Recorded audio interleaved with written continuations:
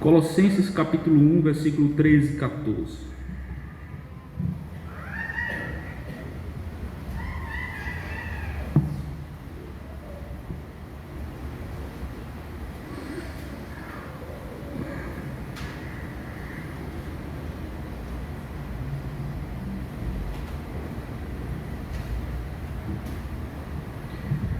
Colossenses capítulo 1, versículo 13 e 14, assim diz a palavra de Deus.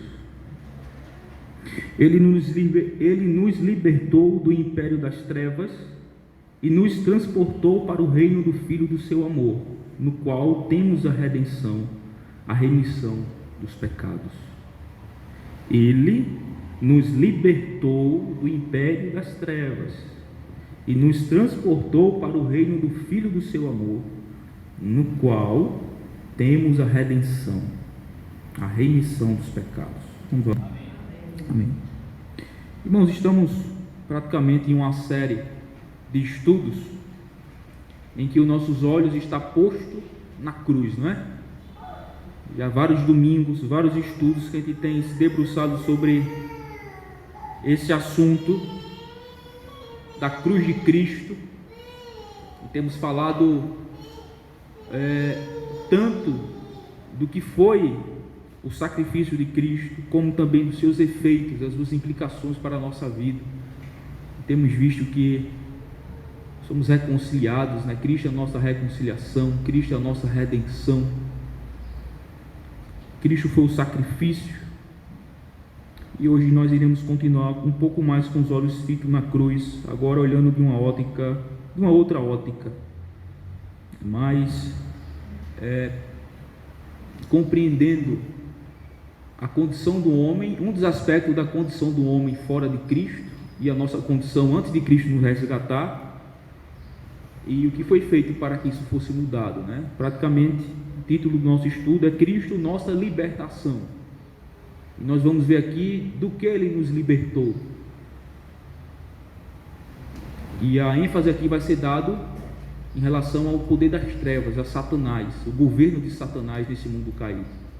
Vamos ver que Satanás ele tem um certo poder dado a ele pelo próprio Criador, né, de governar as nações ímpias, caídas, o povo ímpio, e que anda exatamente segundo o curso da sua vontade. Nós iremos ver isso aqui, e foi exatamente essa nossa condição quando fomos encontrados por Cristo. Ele nos libertou do poder de Satanás, do governo de Satanás, do domínio dele, do império das trevas, como o texto que nós lemos. Ele nos libertou do império das trevas.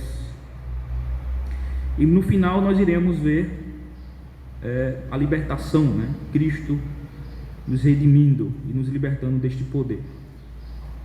Certo?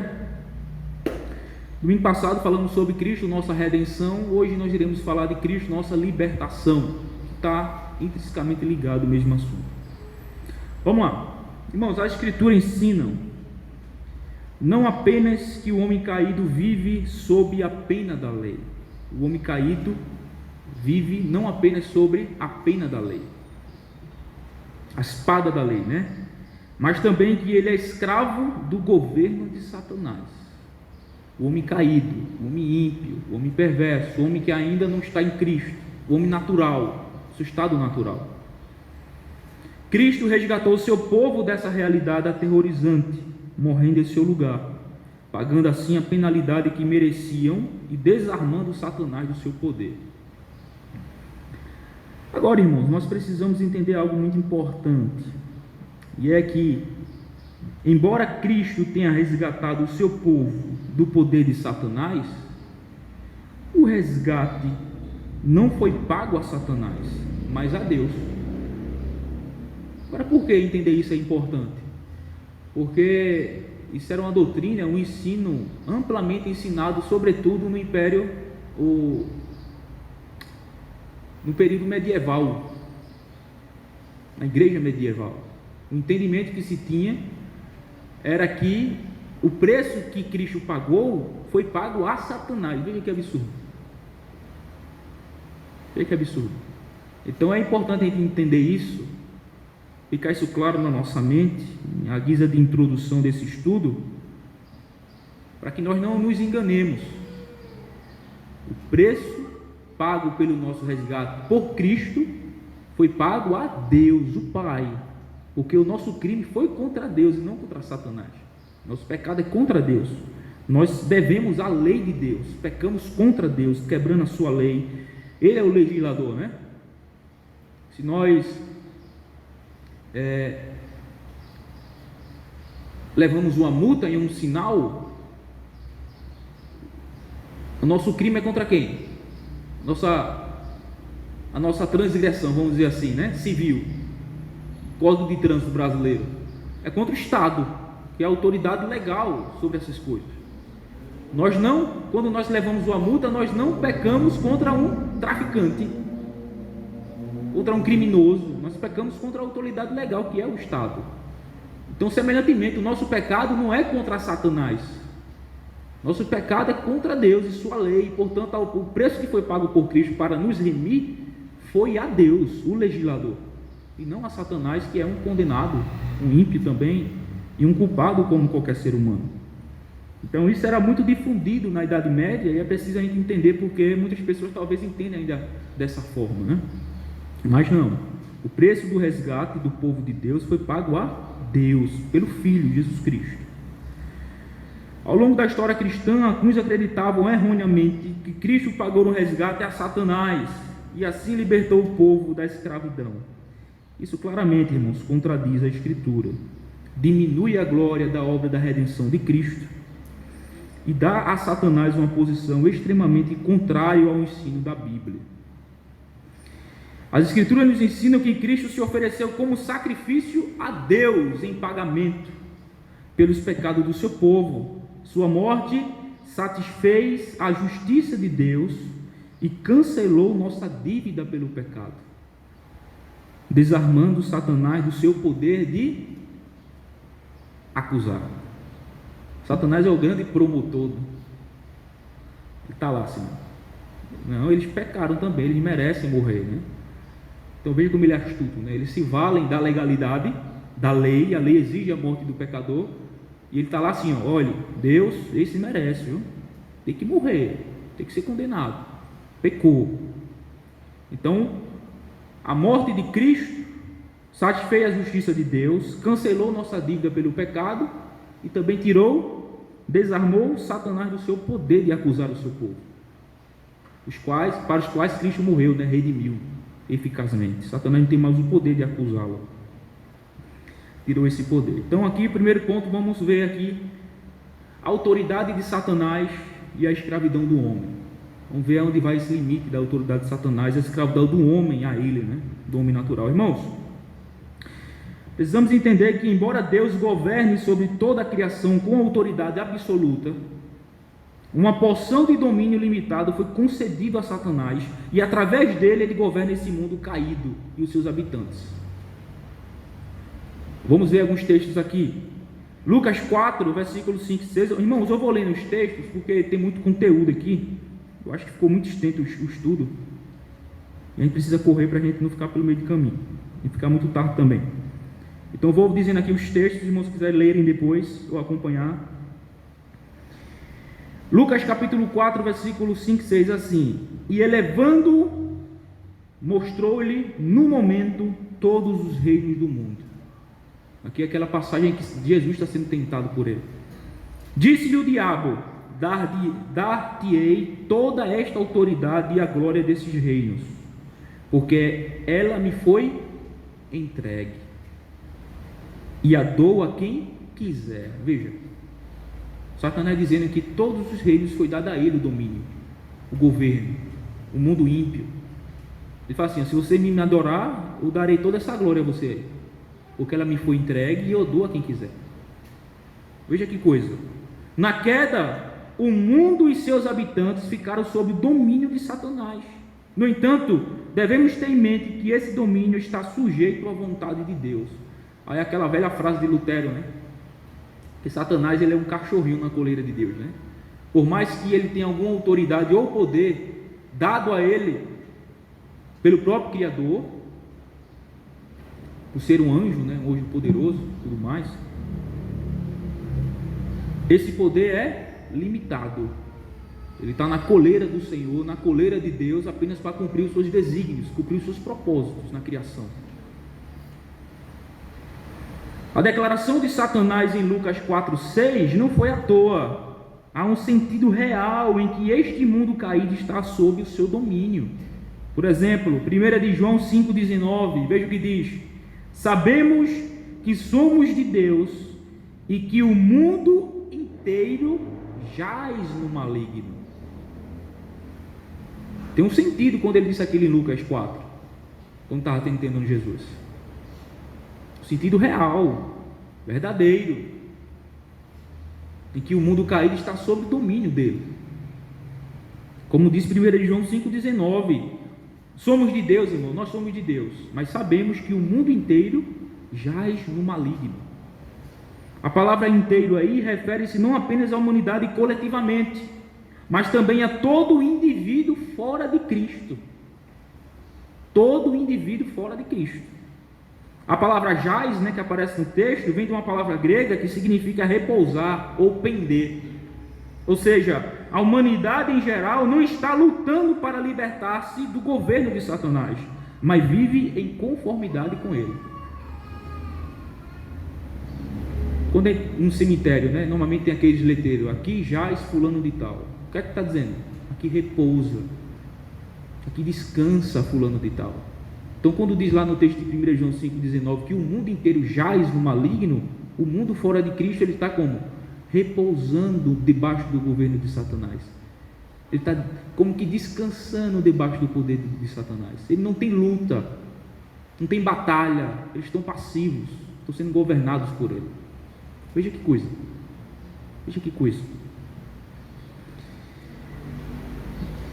Eu fazendo esse estudo aqui, pensando, rapaz, eu fiquei pensando assim, digo, rapaz, isso é uma realidade muito triste para muitas das nossas famílias. Imagine, mãe, o pai, filhos, tio, tia, amigos, pense nisso, estão debaixo desse governo, estão mortos, passivamente governados, dirigidos pelo império das trevas. Veja só que coisa. Até que eles sejam libertos, como o texto que a gente leu, Colossenses 1,13, até que ele seja liberto do império das trevas e seja transportado para o reino do Filho do amor de Deus. Isso aqui eu pensei em algumas pessoas próximas, e eu fiquei pensando, digo, meu Deus, que realidade triste. E a realidade também é que às vezes a gente é tão indiferente quanto a isso, A gente não compartilha do Evangelho, não fala de Jesus, porque é a única mensagem que pode libertá-los disso, assim como nos libertou. Irmãos, nas Escrituras, o nome geralmente revela algo sobre a pessoa que carrega. Isso é comum, A cada nome tem um significado, que é atribuído àquela pessoa que carrega esse nome. Agora vejamos quais são os nomes ou títulos dados a Satanás.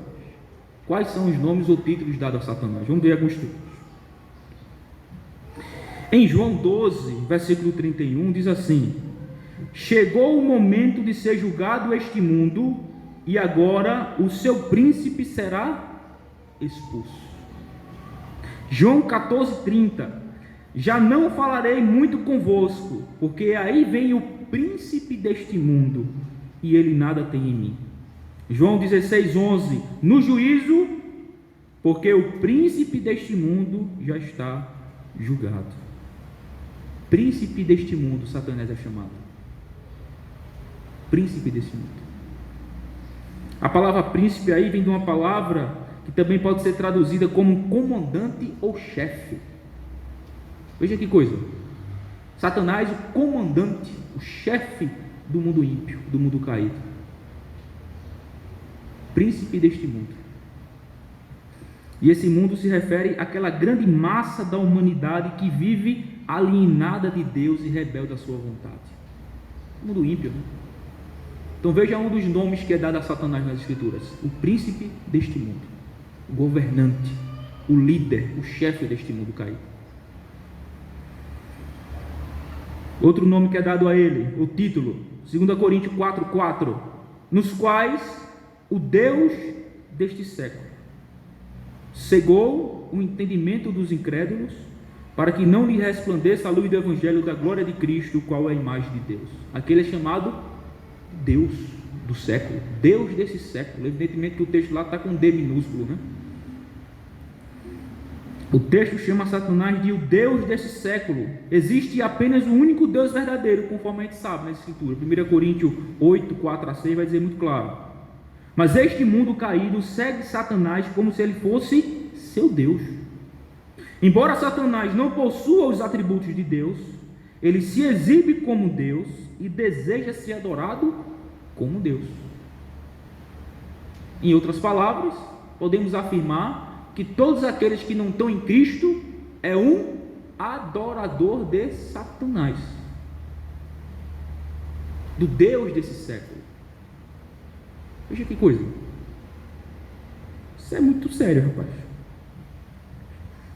Então, mais um nome que ele é dado, que ele é atribuído aí na Escritura, o Deus desse século, o príncipe deste mundo, o Deus desse século. Um terceiro título que é atribuído a ele, Efésios 2:2, nos quais andaste outrora, segundo o curso deste mundo, segundo o príncipe da potestade do ar, do espírito que agora atua nos filhos da desobediência. Esse texto nos ensina, irmãos, que Satanás é um espírito e não está sujeito às restrições materiais do homem. Seu poder e autoridade vão muito além de qualquer príncipe ligado à terra, pois ele possui verdadeiro poder e influência sobre os espiritualmente mortos, conforme o versículo 1 de Efésios 2:1. E Paulo está descrevendo ali, né, o estado anterior dos Efésios. Olha, vós estavam mortos nos seus delitos e pecados, mas ele deu vida a vocês. Outrora andavam vocês segundo o príncipe da potestade do ar, do espírito que agora atua no filho da desobediência. Então esse era o estado, ou é o estado de todos aqueles que estão fora de Cristo. Satanás possui um verdadeiro poder de influência sobre aqueles que ainda estão mortos, debaixo dos seus pecados, mortos nos seus delitos e pecados. Agora, irmãos, precisamos perguntar algo. Como o homem caído é descrito nas Escrituras? Como o homem caído é descrito nas Escrituras? Qual é a relação do homem caído e Satanás? A gente viu aqui, né, o poder de Satanás, a influência dele, como ele é chamado nas Escrituras, o seu poder de influência, de governo, de chefiar, de governar. Agora, qual é a relação do homem caído com Satanás? O homem ímpio, né? Vejamos o seguinte. Primeiro, a Escritura mostra que o homem caído, ou o homem ímpio, ele é filho do diabo. Eu sei que é forte. Eu sei que é forte. Mas pense em alguém próximo de você que não é um crente em Cristo. A Bíblia chama ele de filho do diabo. Filho do diabo. Vamos ver os textos?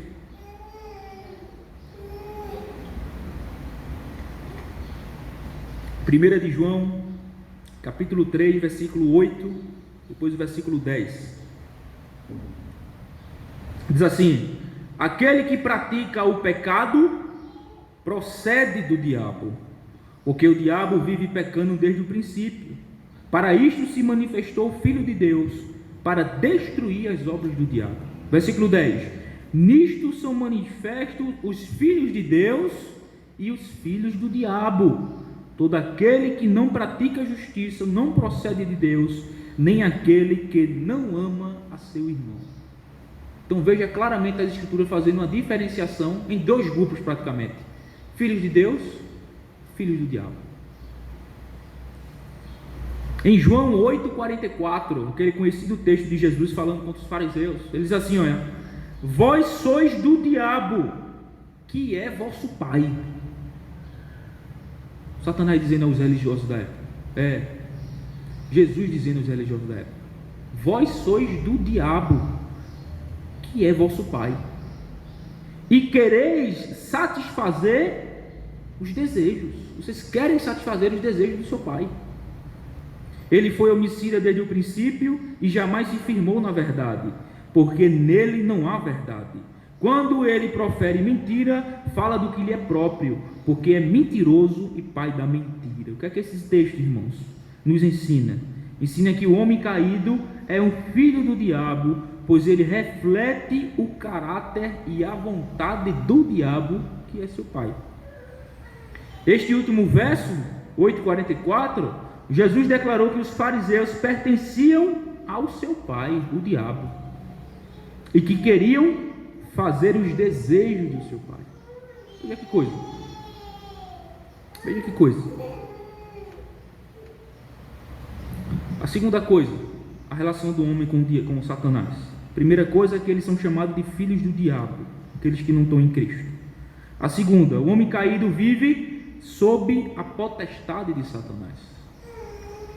Atos 26:18 diz assim: para lhe abrires os olhos e os converteres das trevas para a luz, e da potestade de Satanás para Deus. Aqui é aquele texto que Paulo está diante do rei Agripa, lhe testemunhando a respeito do Evangelho, de quando Cristo lhe libertou, lhe salvou, lhe chamou, e para que o chamou?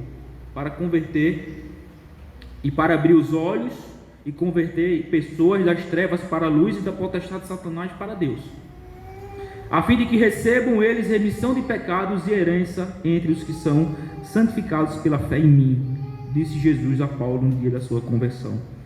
Essa palavra aí, potestade, vem de uma palavra que também pode ser traduzida como poder ou autoridade, ou seja, o homem caído está debaixo da autoridade e poder de Satanás. Um texto que nós lemos, Colossenses 1:13, o domínio de Satanás é descrito como sendo de trevas espirituais e morais. Então, o homem caído, o homem ímpio, aquele que não foi ainda transportado do império das trevas para o reino de Cristo, que é um reino de amor, ele está debaixo da potestade, do poder, da autoridade de Satanás. 3. O homem caído, ou a relação do homem caído, com Satanás. Primeiro, ele é chamado de filho do diabo. Segundo, ele está debaixo do poder, da autoridade de Satanás. Terceiro, o homem caído anda segundo a vontade de Satanás. A vida dele é segundo a vontade de Satanás. Efésios 2:2, nos quais andaste outrora, Paulo se referindo aos Efésios em outrora, segundo o curso deste mundo, segundo o príncipe da potestade do ar, do espírito, que agora atua no filho da desobediência. O homem caído é marcado pela desobediência a Deus, irmãos, e por andar de acordo com a vontade do diabo. Os homens caídos são corretamente chamados de filhos da desobediência no nosso texto, Efésios 2:2, nos quais o diabo está trabalhando. A palavra aí, atua, que aparece em Efésios 2:2, vem de uma palavra grega que significa estar ativo, trabalhar eficazmente ou energicamente com poder. O que significa? Que Satanás atua energicamente, ativamente, eficazmente sobre aqueles que estão debaixo do seu governo, 24 horas por dia, usando o quê? Tudo que ele pode usar no mundo, tudo que ele pode usar: palavras, livros, rede social, amigos, conversas, pessoas, autoridades civis, tudo que você imaginar. Ele pode usar, está debaixo do seu governo, então ele usa para influenciar outros a se manter preso e escravo do seu governo, do seu poder, da sua influência. Como diz aí a palavra, atua, estar ativo, trabalha eficazmente e energicamente com poder sobre aqueles que estão debaixo do seu governo. E por isso, o homem caído anda segundo a vontade de Satanás. D. O homem caído está cego pelo diabo. Cego. 2 Coríntios 4:4, nos quais o Deus desse século cegou o entendimento dos incrédulos, dos ímpios. Aqueles homens que se recusam a acreditar no testemunho de Deus são submetidos a um terrível juízo. Eles são entregues a Satanás, que os deixa cegos espiritual e moralmente por suas mentiras e enganos. Tem um texto que a Bíblia diz que o próprio Deus entrega alguns ao erro, à operação do erro, por não amarem a Ele, por não se submeterem ao seu governo, ao seu domínio. Então Ele entrega o homem às suas próprias paixões, como diz o texto de Romanos 1. Ali é o juízo de Deus sobre a humanidade. Deus entrega o homem ímpio para a satisfação dos seus próprios desejos carnais e pecaminosos, uma forma de juízo de Deus. Diz lá, olha, e Deus os entrega as suas paixões infames, ímpias, perversas, pois eles estão debaixo do governo de Satanás. 5. O homem caído é pego pelo laço e foram feitos cativos do diabo. Veja 2 Timóteo 2,26. Mas também o retorno à sensatez, livrando-se eles dos laços do diabo, tendo sido feitos cativos por ele para cumprirem a sua vontade. Isso aqui é aquela instrução que Paulo dá a Timóteo, de que ao servo do Senhor não convém contender, né? Mas sim ser manso para com todos, a fim de instruírem, a fim de que aqueles que forem laçados pelo diabo possam vir ao arrependimento e se livrarem do laço do diabo, do cativo do diabo. A palavra laço aí se refere a um laço, uma armadilha ou um nó no qual a presa seria envolvida e capturada. Geralmente ficava escondido da vista, surpreendendo suas vítimas, as apanhando de surpresa. Homens caídos são inadvertidamente apanhados na armadilha do diabo, até que, pela graça de Deus, eles recuperem o juízo e escapem pela luz do Evangelho. O laço do passarinheiro. Sabe como pega pombo?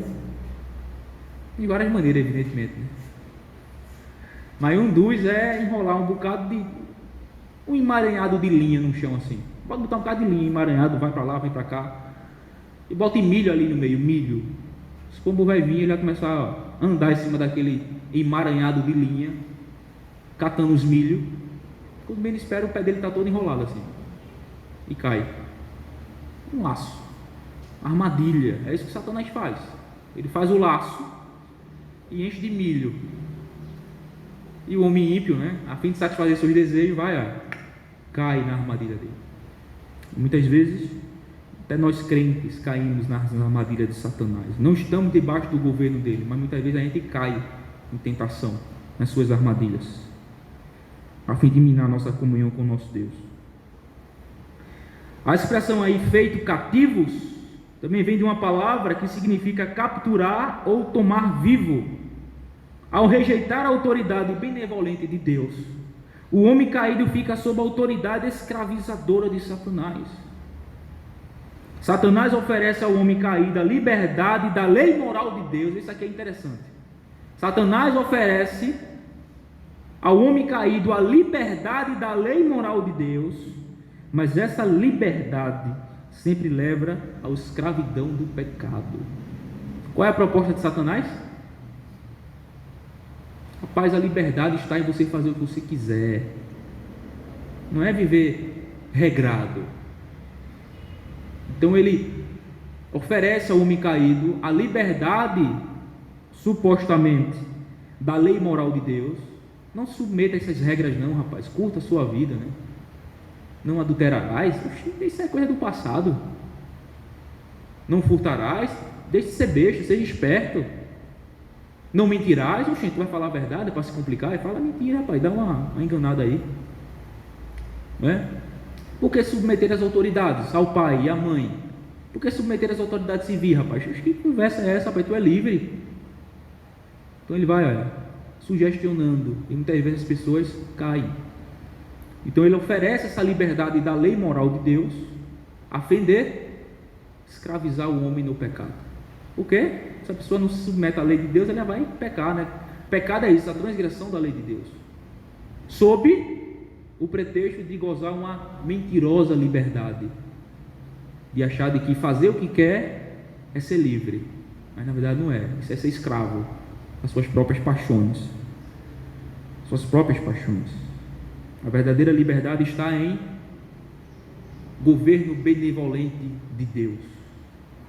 A lei de Deus serve como sendo uma cerca que nos protege dos perigos. Tem um livro que eu estava lendo, que eu já li, sobre filhos. O título do livro é Como Fazer para que os Seus Filhos Obedeçam.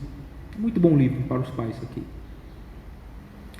E ele vai ilustrar isso com um guarda-chuva. Ele bota assim, aparece uma figura de um guarda-chuva, e no guarda-chuva tem assim, obediência.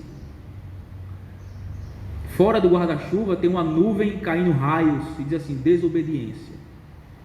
A obediência é estar debaixo do guarda-chuva, ou seja, do ensino, das regras, da orientação do Pai. Você estará protegido dos perigos dos raios para cair sobre a sua cabeça. Exatamente isso que serve a lei de Deus. Ela nos protege do perigo, nos protege, nos guarda, nos liberta, para não sermos e para não cairmos e não estarmos desprotegidos por conta da nossa desobediência. E o raio, do juízo de Deus cai sobre nós. Então Satanás ele faz isso, ele oferece a liberdade da lei moral para tornar a pessoa escrava do pecado.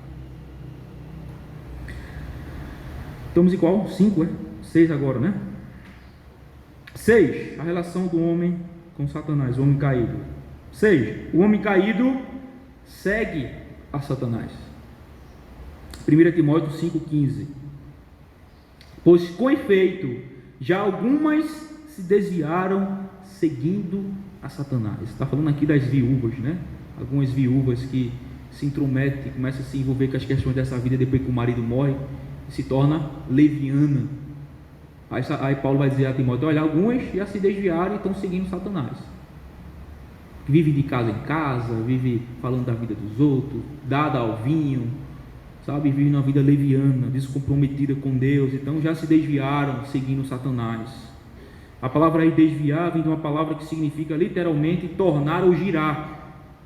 Ela era usada para descrever o ato de se desviar, evitando encontrar-se ou se associar com alguém. Em um contexto médico, essa palavra era usada para descrever membros deslocados. Já quebraram alguma coisa? Já deslocaram alguma coisa? Essa palavra na época era usada para descrever exatamente isso. Membros deslocados, um membro do corpo deslocado. Aqueles que se afastam da vontade de Deus demonstram que não querem parte ou associação com Ele. Pela negligência, se tornam seguidores de Satanás, negligenciam a responsabilidade para com Deus e necessariamente e consequentemente se tornam seguidores de Satanás. Embora o homem caído possa seguir a Satanás de maneira ignorante, veja só, isso aqui é interessante. O homem caído ele não segue Satanás consciente, a maioria deles, mas de forma ignorante. Ele não segue contra o gosto. Embora a maioria siga Satanás de forma ignorante, sem saber, sem ter consciência, mas ele não faz isso contra o seu gosto. Ele faz isso querendo. Por quê? Satanás sempre vai sugestionar de que as satisfações carnais, egoístas, sejam satisfeitas. Se você chegar a qualquer pessoa aí fora e perguntar se ele segue Satanás, ele vai dizer, que conversa é essa, rapaz? Eu creio em Deus. Mas ignorantemente ele está seguindo após Satanás. E isso ele faz não contra o seu gosto, mas ele faz isso de forma voluntária, espontânea, desejosa, querendo. Existe uma afinidade natural entre Satanás e o homem caído. Qual é ela? Eles são da mesma natureza corrupta e manifestam a mesma disposição de inimizade contra Deus. Veja só. Veja que coisa. A relação de afinidade natural que existe entre Satanás e o homem caído é que eles são da mesma natureza corrupta, ímpia, perversa, pecaminosa. E todos dois, tanto Satanás quanto o ímpio, o homem caído, manifestam ativamente uma inimizade contra Deus, como a gente já vê em Romanos 8, Tiago 4, né, fala, né? O amor ao mundo constitui-se inimizade contra Deus. Então, irmãos, a gente viu aqui essa primeira parte sobre o poder e a influência de Satanás sobre o homem caído, o ímpio. Não é triste? Triste, não? Muito triste. Isso é feito de modo tão sutil que as pessoas sequer percebem. Mas é a realidade que a Bíblia nos ensina. Vamos ver agora a vitória de Cristo e a nossa redenção. A vitória de Cristo e a nossa redenção sobre as obras do diabo. E a liberdade que ele nos trouxe, né? Do poder escravizante de Satanás. Irmãos, as Escrituras ensinam.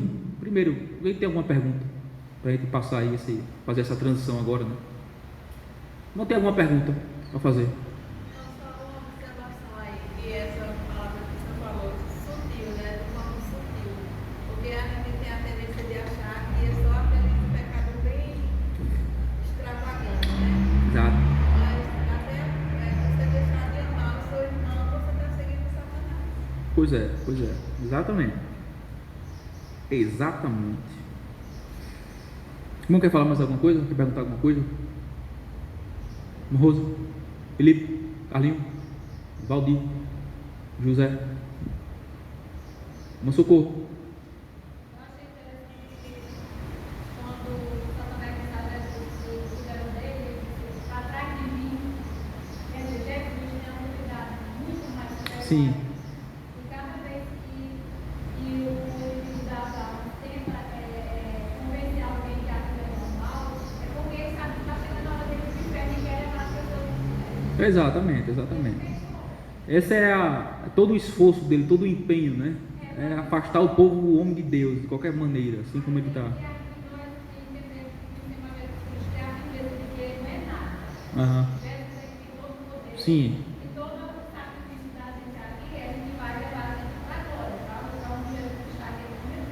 Exatamente. Isso é maravilhoso, que ele nos liberta do império das trevas. Irmã Neide, não? Irmã Leida, saúde. Graciete, pastor Willy, irmã Gilda falou, Sandra. Vamos lá.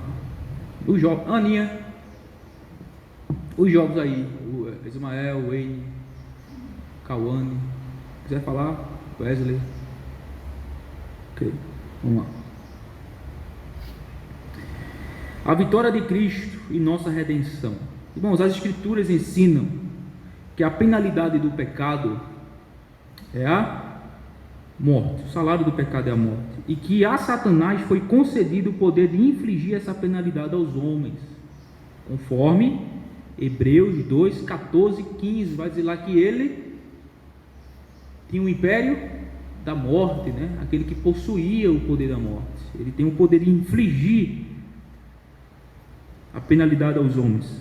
O Senhor Jesus Cristo triunfou sobre Satanás através da sua vida, morte e ressurreição, de toda a sua obra.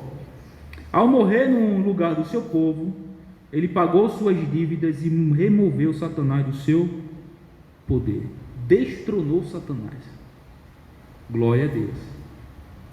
A obra de Cristo destronou Satanás. Fala, meu irmão. Eu pensando aqui, a torcida de Satanás não estava até o suspiro do Senhor Jesus, porque todo aquele império que ele tinha, os eventos do Senhor, ele torcendo para Cristo negado, o suspiro. Pois é. Em Gênesis 3,15 encontramos uma profecia extremamente importante a respeito do trabalho da obra do Messias que viria. O que é que Cristo faria com a pessoa e a obra de Satanás de acordo com essa promessa? Gênesis 3,15: porém inimizade entre ti e a mulher, entre a tua descendência e o seu descendente. Este te ferirá a cabeça e tu lhe ferirás o calcanhar. Essa passagem aqui ela é chamada pelos teólogos de o primeiro evangelho, ou proto-evangelho, né? Uma palavra latina, em latim, proton-evangelo, o evangelho, que significa proton, primeiro, e evangelho, evangelho, né? O primeiro evangelho. A semente da mulher refere-se ao Filho de Deus, que tornando-se carne, travaria guerra contra Satanás e o conquistaria. O Messias feriria Satanás na cabeça, ele o infligiria com a ferida mortal. Satanás feriria o Messias no calcanhar. Cristo sofreria em sua batalha contra a serpente, mas a ferida não seria fatal. Cristo morreria, sofreria, mas essa ferida não seria fatal. De acordo com o Messias, ressuscitaria dos mortos, né? De acordo com Romanos 16, 20, o povo de Deus compartilhará a vitória do Messias. O Deus de paz, em breve, esmagará Satanás debaixo dos vossos pés. Romanos 16, 20. Agora vejamos o propósito da vida de Cristo. O propósito. Em 1 de João 3, 8, diz assim: aquele que pratica o pecado procede do diabo, porque o diabo vive pecando desde o princípio. Propósito: para isto se manifestou o Filho de Deus. Para quê? Para destruir as obras do diabo. Um dos propósitos, se não um dos principais propósitos da vida do Messias, do Filho de Deus, para morrer na cruz, destruir as obras do diabo, desfazer as obras do diabo. A palavra aí destruir vem de uma palavra que se refere a soltar, desfazer, romper, destruir.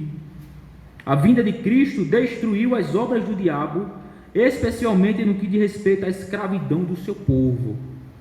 O povo de Deus eleito, enquanto não liberto, escravo do diabo. Mas uma vez que Cristo morreu e libertou o seu povo, e vai libertando, né, à medida que o evangelho vai sendo pregado, ele vai trazendo e libertando do império das trevas e trazendo para o seu reino. Isso foi um dos principais propósitos da vinda de Cristo, desfazer as obras do diabo. Agora vejamos o triunfo de Cristo sobre o diabo e sua obra da redenção em favor do seu povo. Colossenses 2,15 diz assim: e despojando os principados e as potestades, publicamente os expôs ao desprezo, triunfando deles na cruz. Veja que coisa. Deixa eu ler o contexto aqui. Colossenses 2,15 diz assim, deixa eu ler antes um pouquinho, do 13, diz assim: e a vós outros que estavas mortos pelas vossas transgressões e pela incircuncisão da vossa carne, vos deu vida juntamente com ele, perdoando todos os nossos delitos, tendo cancelado o escrito de dívida que era contra nós e que constava de ordenanças, o qual nos era prejudicial, removeu inteiramente, encravando-a na cruz. E o que a cruz de Cristo também fez com Satanás? E despojando os principados e as potestades, publicamente os expôs no desprezo, triunfando deles na cruz. A morte de Cristo foi uma vitória sobre o poder de Satanás, sobre o governo de Satanás, sobre o povo de Deus. A frase principados e potestades é uma referência a Satanás, aos anjos caídos. O fundamento do poder de Satanás sobre o povo de Deus sempre foi o pecado deles, que os separava de Deus, os colocava sob maldição e os expunha à pena da morte. Quando Cristo se interpôs e pagou a pena ou dívida pelo pecado do seu povo, o poder de Satanás sobre eles foi desfeito. Glória a Jesus. A palavra aí despojar pode também significar despir, retirar ou desarmar. A expressão publicamente os expôs também vem de uma palavra que significa fazer um exemplo de ou mostrar como exemplo. Cristo foi publicamente exposto como nossa propiciação. E sua morte no Calvário trouxe a derrota pública de Satanás. O triunfo de Cristo sobre o diabo e seus anjos foi através da cruz, onde ele levou sobre si nosso pecado, sofreu em nosso lugar e cancelou o escrito de dívida que era contra nós. A remoção do pecado trouxe um fim para a morte e tirou o poder do diabo de infligi-la. Tem um sermão de John Owen, diz assim: a morte da morte na morte de Cristo. Cristo matou a morte morrendo na cruz. E podemos dizer também, né, que Cristo destronou Satanás morrendo. Veja que coisa. Que poder, né, rapaz? Cristo destronou Satanás, tirou o seu poder, morrendo e ressuscitando no lugar do seu povo.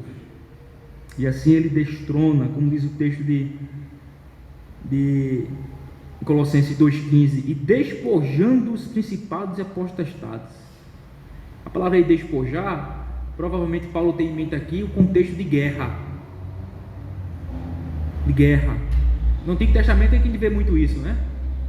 Quando os reinos guerreavam e o reino que perdia, ficava lá os despojos.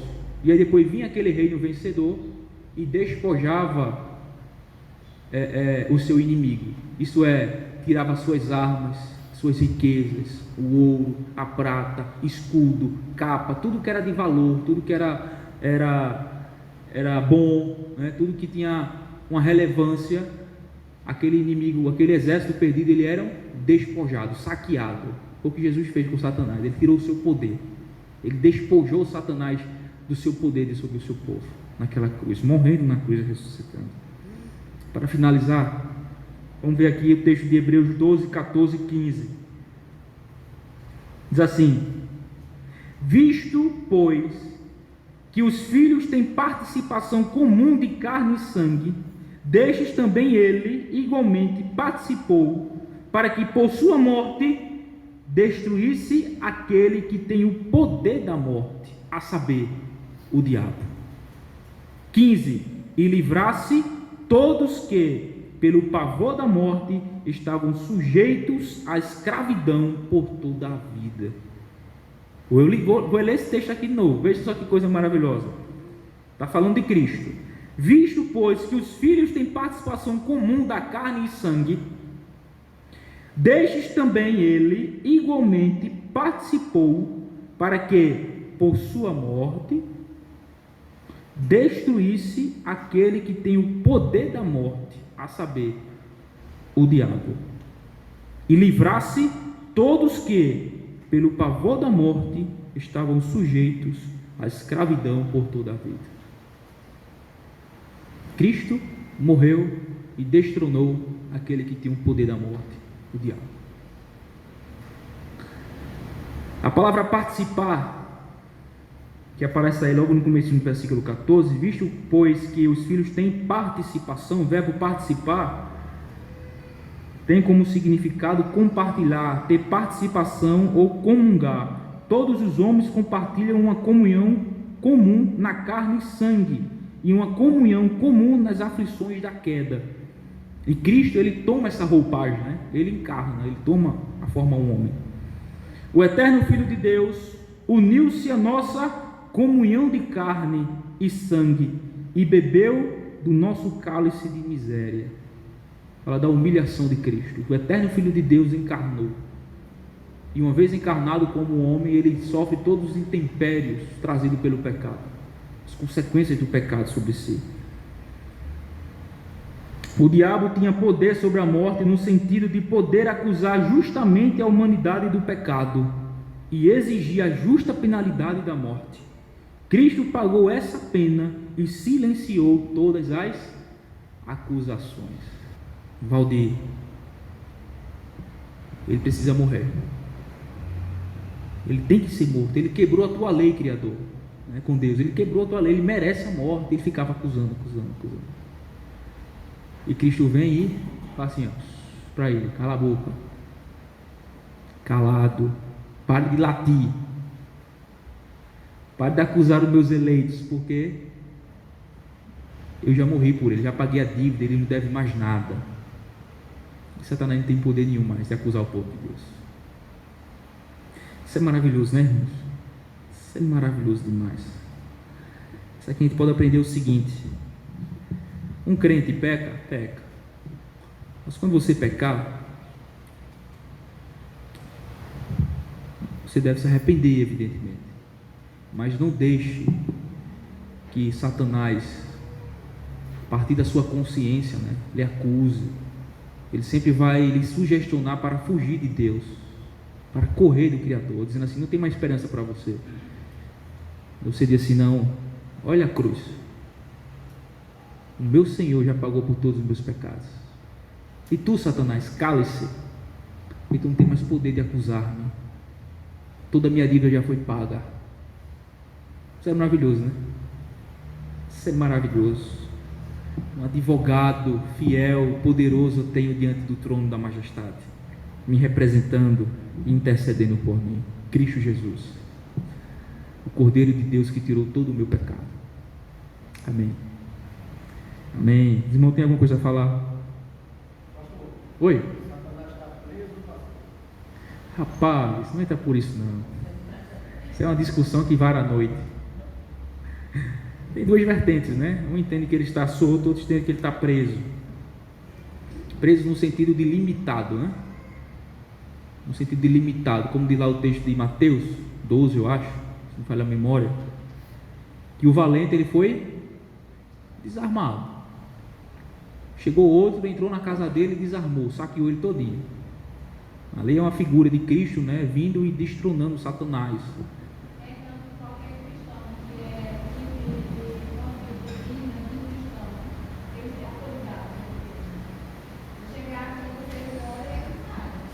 Sim, sim.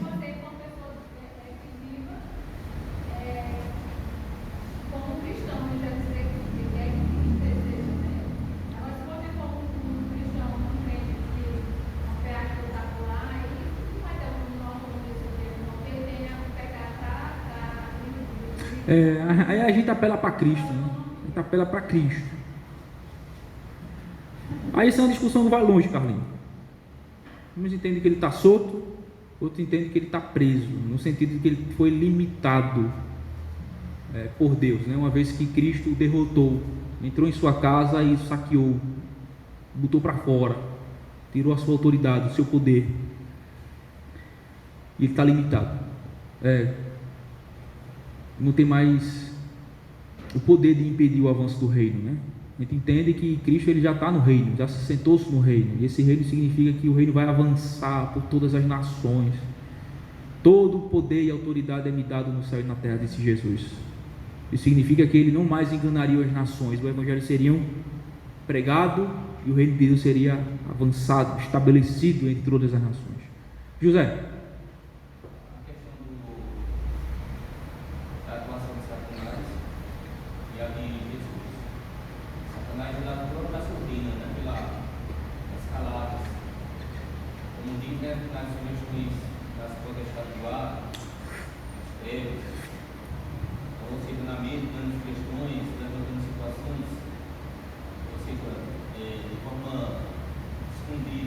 Sutil, né? Ele fez isso pessoalmente e publicamente, né? Tanto pessoalmente como publicamente. Só é olhar para a cruz e ver o ato de Cristo. Exato. Exatamente. Exatamente. Então, nós que estamos em Cristo, fomos libertados do império das trevas. Estávamos debaixo do governo e do poder de Satanás. Nós jazíamos no maligno, né? Como 1 João 5,19 lá. O mundo inteiro jaz no maligno. Também nós estávamos lá, jazendo, descansando assim, ó, ninando, um neném no berço ali, que nem a Helena ali assim, ó, no colo do diabo. Ele ninando, nana, neném, e a gente lá assim, jazendo, dormindo, nem aí. E essa é a condição do mundo hoje, daquele que está fora de Cristo. que ele está fora do queixo. Mas É interessante essa afirmação, porque a gente às vezes pensa que como que Satanás viesse como uma pessoa mesmo assim e nos atraísse para fazer algo errado. Mas como foi colocado em Cristo, ele derrubou, destruiu a autoridade de Satanás. Destronou Satanás. Ou seja, é aquela situação lá de Pedro. Não só Pedro, mas os apóstolos. Porque Jesus disse que Satanás veio, os pediu para peneirar. Ou seja, reclamou, né? Por quê? Porque a autoridade estava sobre ele. sim, Satanás tinha a autoridade de fazer isso e ele fez. sim. Mas Jesus disse, mas eu roguei ao Pai. Eu roguei, ou seja, eu, né? Tomei a frente por vossa causa, né? Por vocês. Então, essa autoridade foi derrubada. Então, hoje é aquela situação. Hoje, porque os crentes hoje, nós, os filhos de Deus, não temos a mesma aquela influência que a gente tinha antes, porque Cristo tirou isso de Satanás. Sim. Não pode, então, muitas vezes nós, como crentes, nós muitas vezes fazemos ou pecamos, aí nós queremos atribuir isso a Satanás. Não. Como se vivêssemos como antes, né? De outrora. Exato. Quando isso já foi, a gente já foi liberto disso. Todo pecado, o pecado é do homem, irmão. O homem que é culpado. Satanás está ali para sugestionar, né? Para botar o laço, para dar uma maquiagem, para tornar a coisa atraente. Que ele não vem com um chifrinho, né? Com um rabo, um tridente na mão, todo pintado de vermelho, dizendo, sou o Satanás. Não. Exato. Ele se transforma até em anjo de luz, como Paulo diz aos Coríntios, né? Então ele vem de forma sutil, atraente, sabe? Bonito, elegante, né? Tudo assim. Mas é laço, como diz, chuta que é macumba. Mas de fato, meu irmão, essa é a triste realidade do mundo que jaz no maligno. Isso deveria nos despertar, sabe, para a nossa família, nossos entes queridos, a gente, cada oportunidade, falar do Evangelho, porque somente a partir do Evangelho, que é o poder de Deus, que pode mudar a sorte de uma pessoa, como aconteceu conosco. Alguém um dia abriu a Bíblia, falou de Jesus para a gente, e Jesus, o Espírito, usou isso e nos convenceu do nosso pecado, e a gente se arrependeu, a gente creu, e a gente foi liberto, e como diz o texto base do estudo, Colossenses 1,13, né? Fomos libertados do império das trevas e transportados para o reino do Filho do amor de Deus, em quem temos a redenção. Então, pense no seu filho, pense na sua filha, pense no seu esposo, pense na sua esposa, pense no seu pai, pense na sua mãe, em amigos de colégio, de faculdade, de trabalho, e tenha isso em mente: todo aquele que está fora de Cristo está debaixo da influência, do poder e do governo do maligno, de Satanás. E a única mensagem que tem poder de mudar a vida de alguém nessa situação é o Evangelho, que está em posse da igreja, está em nossa posse. A gente precisa comunicar, falar, anunciar, a fim de que Deus possa chamar o seu povo.